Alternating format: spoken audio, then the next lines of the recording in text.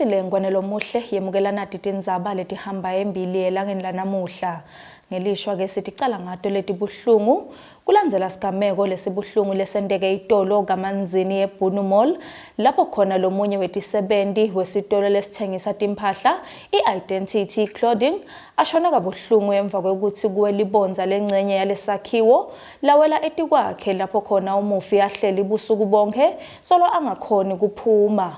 Umbiko wemaphoyisa uvete ukuthi nakafika isibhedlela umufi kubikwe ukuthi sewuvele usishiyile emhlabeni. Umbutho wetekuvikela sewuvete kukhatsateka ngekukhula kwelizinga lebantfu labe bayimfuyo bayitfuthe bayihambise iye eNingizimu Afrika.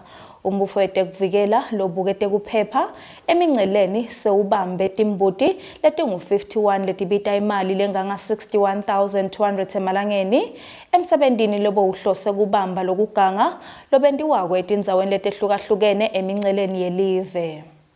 Emaphoyisa acwayisa eMaswati ukuthi angacali yanikele ngemali yawo kubakhohlisi labathi batabasita ngekuthi batfole umsebenzi eRoyal Eswatini Police Service.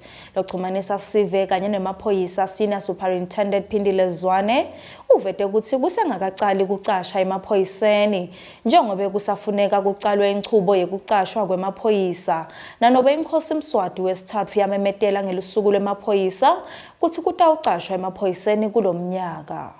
Kanti ke sesingena kito tindzaba temidlalo licembu lelikhulu lasenhlokodolobha iMbabane Swallows selikhulule ngekushesha umdlali walo lowake wadlalela licembu lePicksPick Black Swallows Bongi Karas Makakula. Ngaleto ke sithi shasti beka lapho ngidanishane simo selitulu nibe nelanga lelihle nisale kahle.